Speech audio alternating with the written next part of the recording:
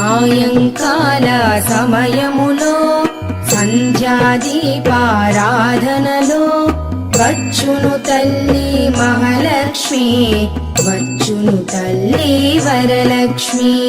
కాళ్లకు గజ్జెలు కట్టింది, మెడలో హారము వేసింది, పిలచిన వెంటనే పలికింది, అడిగినదంతా ఇచ్చింది. సాయంకాల సమయములో సంధ్యాదీపారాధనలో వచ్చును తల్లి మహాలక్ష్మి, వచ్చును తల్లి వరలక్ష్మి.